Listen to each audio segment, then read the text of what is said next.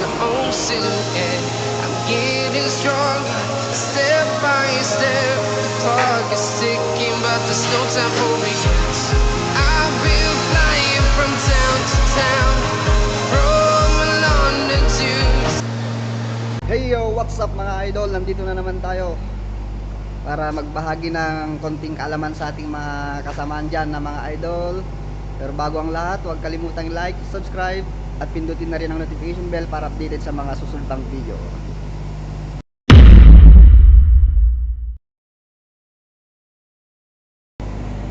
Ang pag-uusapan natin guys ay tungkol sa ating kaligtasan pagdating sa pag-grind. Ito ay napakahalaga sa ating guys para maiwasan yung mga aksidente, dahil ang pag-grind ay maraming na aksidente dyan dahil nakakalimutan nila yung mga safety procedure.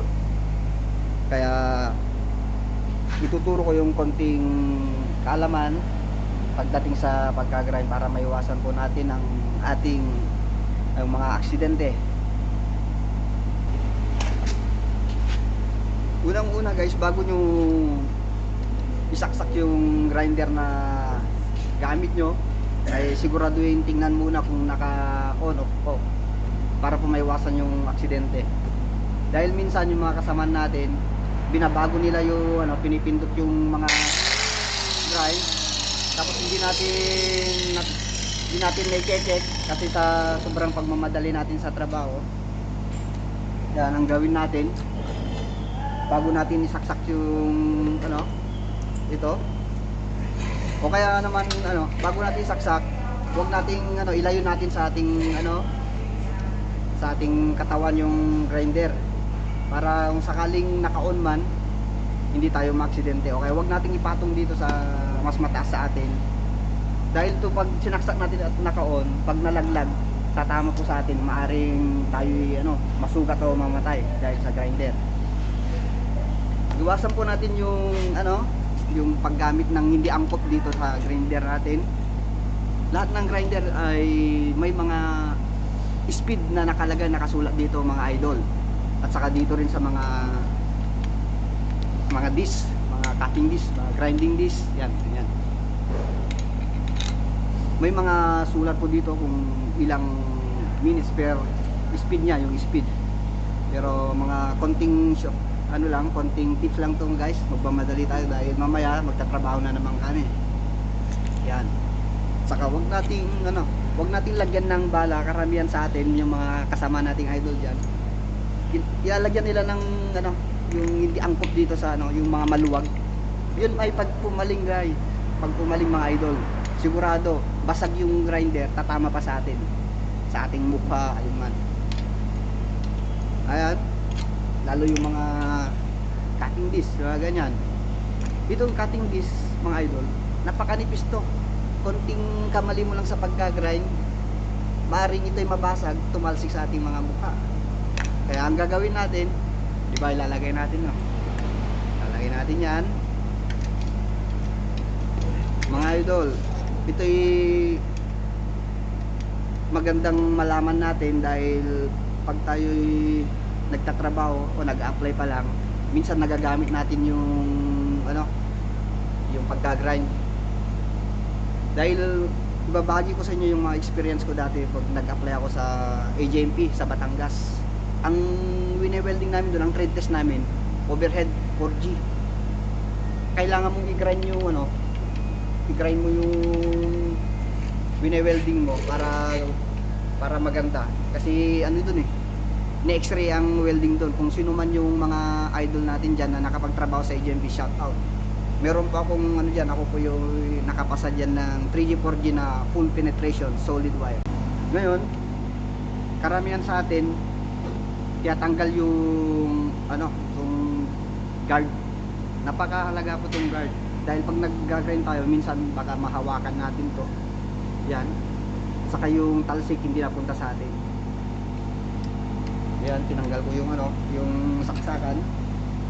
Ngayon babalik natin. Siguraduhin yung wag nyong hawakan yung kaya malayo sa inyo yung grinder pag hindi nyo nalalaman kung naka-on o naka-off.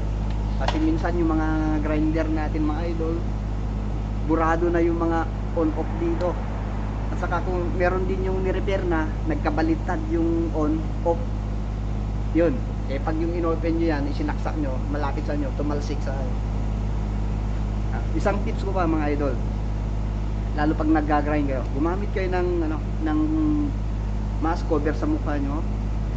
Mahalaga yung goggles, ayan. At syempre yung mga respirator natin. Kasi pag nag-grind tayo, mga ginagrind natin, puro bakal yan, nalalanghap natin. Eh kung mahal natin ang trabaho natin, kailangan gumamit tayo ng mga PPE. Di sayang naman kung magkakasakit tayo dahil dyan. Baka sayang naman yung talent natin, yung mga skill natin. Hindi na tayo makakapag-apply sa ibang bansa o kaya sa ibang company dahil bagsak na tayo sa medical. Mahalaga yung kalusugan natin mga idol. Ako 18 years na ako na nagtatrabaho ng ganitong welding, grinding, lahat. Hanggang naging fabricator welder ako. Ngayon ituturo ko para maiwasan yung aksidente. Dahil nung nung sa AGMP nung may naiwa dito sa dip-dip. Nag-grind siya ng overhead. Wala siyang gamit na goggles lang. Nag-grind siya, pumaling, naipit yung tumama dito sa dip-dip. Wasak dito, wasak. Paano maiwasan yun mga idol? Ituturo ko sa inyo. Lalo pag napunta kayo sa ibang mga job site, walang pili-pili ang trabaho dyan. Hindi ka pwedeng pumili pag ginutusan ka ng amo mo. Ang dapat mo lang gawin ay ingat, isipin mo kung ano yung safety na makakabuti sa'yo. Una, gumamit ka ng goggles, respirator. Kasi sa mga lalo sa barko kami nagtatrabaho, nandyan lahat yung mga grind, lalo pag sulok-sulok. Pag pumaling yung papakita sa'yo. Pag nag-grind kayo ng overhead na ganyan, pag yan ay pumaling, hindi nyo kayang hawakan tong grinder na yan. Maaaring pumaling, tumama yung mga cutting design nyo sa mukha nyo, sugat kayo.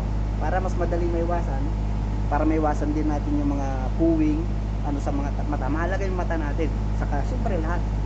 Ang gagawin nyo, gumamit kayo ng goggles, ganyan. Saka gumamit din kayo ng mas maganda pag lalo pag sulok-sulok. Pag nag-grind kayo, mga alikabok niya napasok dito kahit may goggles kayo.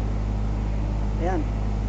Ang tip ko, gumamit kayo ng mask para kung sakaling tumalsik man yung yung mga tawag doon, mga dumi o kaya mga grinder, pag nasira yung mga grinding disc nyo, hindi tatama yung mukha nyo. Mahalaga. Ayan. Kayo dito. Dito yung grinder ko. Ito kasing mask ko nito, may nakalagay na grind.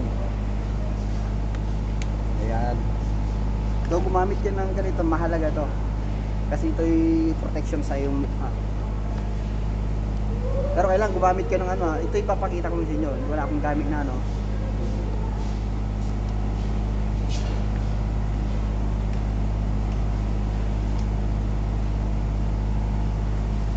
Ayan, halimbawa ganyan.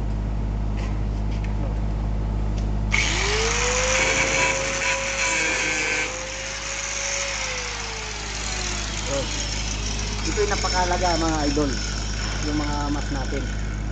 Hindi lang yung goggles. Kasi minsan nag-grind tayo sa overhead. Kahit hindi ka nag-grind, pag nalaglagan yung mata mo dito, wala na, puwing ka na. Yung mga bakal-bakal yan, matatalas. Kailangan gumamit din kayo dito.